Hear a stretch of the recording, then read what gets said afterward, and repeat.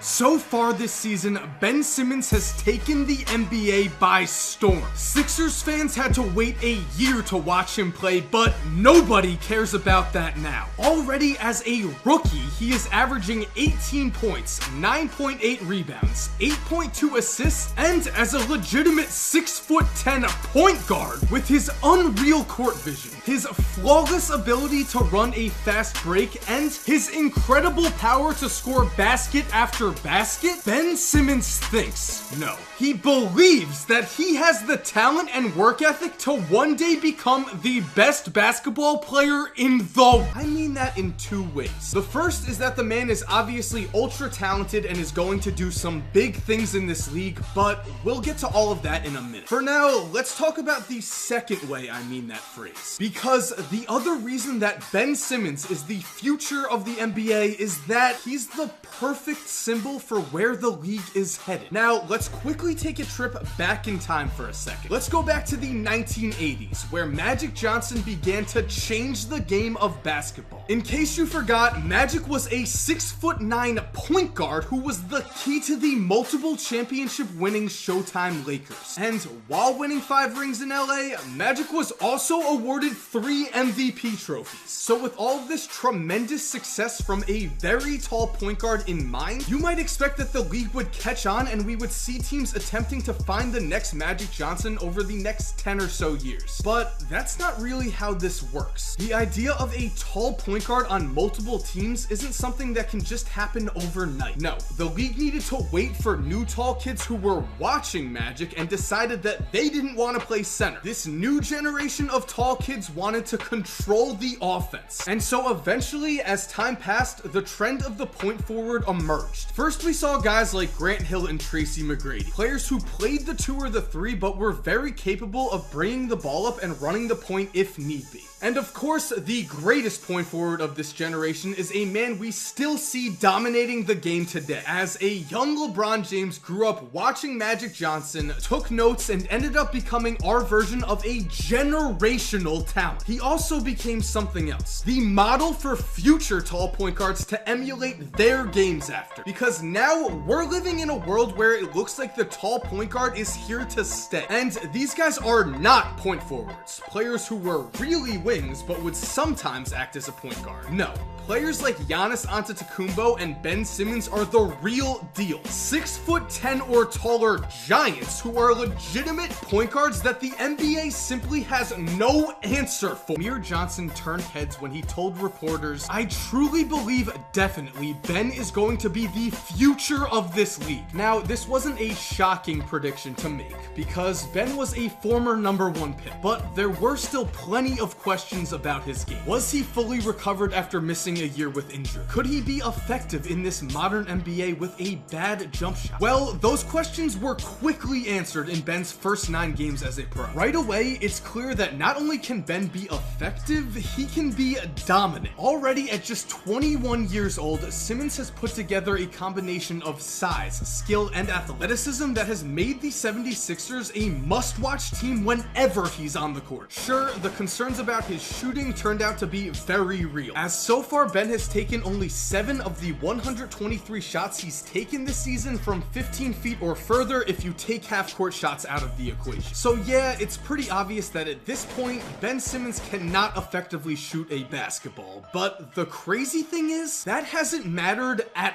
all. Just watching tape of his games, you can see that opponents know to play way off of Ben, daring him to shoot. However, unlike some players, cough Josh Smith, cough, when Ben is given this open space, he doesn't settle for low percentage jump shots. Instead, he uses the court vision this space gives him to find his teammates for easy baskets and to gain a clear advantage when he drives to the basket himself. As you can see, when Ben drives, he's able to gain an incredible amount of momentum in a very short amount of time. That's because the man who's guarding him is often standing flat-footed at least 5 feet away from him, which has allowed Ben to use his momentum to blow right by the defense and finish around the basket. With this, Ben has been able to put up big numbers in the half court, but that's not where his game really shines, because it's in transition, on the fast break where he simply cannot be stopped. When the ball is in his hands on the break, Ben is shooting a remarkable 73.7% from the field. That's second to only LeBron James among players who take at least 2 shots a game on the fast break. And because he's so unselfish, Ben is also able to rack up several easy assists a night by finding teammates for open looks, which is impressive. But what's even more impressive is what happens when you look at Simmons' production as a whole, because when he recorded his second triple-double of the season against the Pacers, Ben became just the second rookie in NBA history to put up 2 triple-doubles in his first 9 games. The only other player to ever do that was Oscar Robertson, which is fitting, because if Ben were to put up his current stats, at least 18 points, 9 rebounds, and 8 assists a game for the season, he would become just the 5th player to ever record those numbers for a full year. The other 4 are Russell Westbrook, Oscar Robertson, Magic Johnson, and Wilt Chamberlain. Some elite company, to say the least. Of course, though, we are getting ahead of ourselves a little here. We are only 9 games into this season, and sure, Ben might not maintain those averages for a full year. But even if he doesn't, those first 9 games have already been historic, because according to basketballreference.com, since 1984,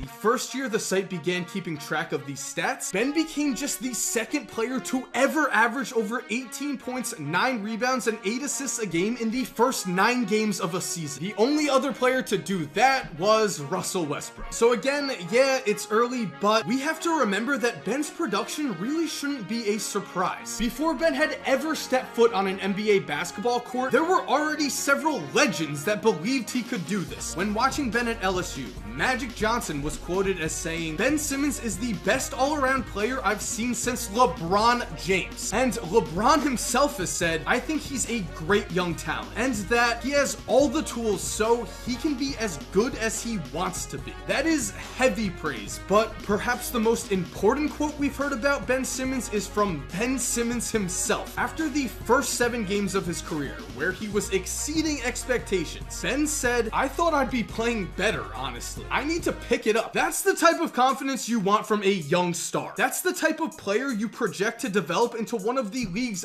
best players in the future. Because even though he's had a historic start to his career, Ben Simmons is still not satisfied, and he won't be until he's the best basketball player in the world. Like, the Sixers have a good core in place to eventually become one of the NBA's best teams. They understand that they need to surround Ben with shooting, because when Ben has shooters like JJ Redick, TJ McConnell, Robert Covington, and Dario Saric on the court, the floor opens up for him and he's able to use his talents to the best of his ability. And right now it looks like everyone I just named other than maybe JJ will be with Ben for the foreseeable future, which is definitely a good thing. But in order for the Sixers to really grow into an elite team, in order for them to become a potential NBA dynasty, Ben is going to need other star players around him. And of course, there are already 2 players on the Sixers' current roster that could be those stars. This season so far, Joel Embiid has looked just as dominant as he was last season. The only thing stopping Joel from becoming a future Hall of Fame big man is, of course, his injury concerns. Sure, Joel has played in 8 out of the 9 games this season, which is a promising sign, but we still have to wait and see if he can survive the wear and tear of a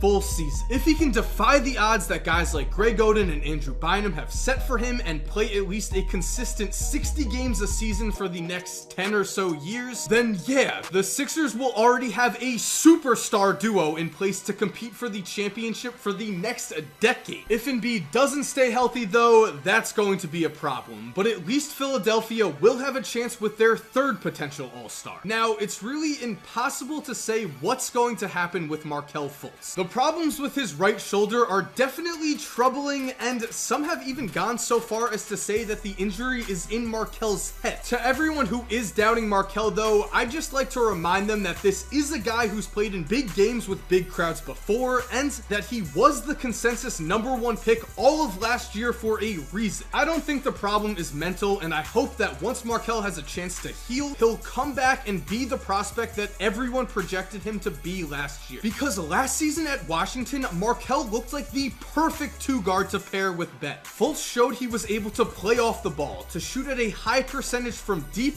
and he was able to run the offense when his team needed him to. Which means, to sum this all up, if Joel and Markelle are both able to take the court with Ben and stay healthy, then I have to say, the Philadelphia 76ers are going to be a very scary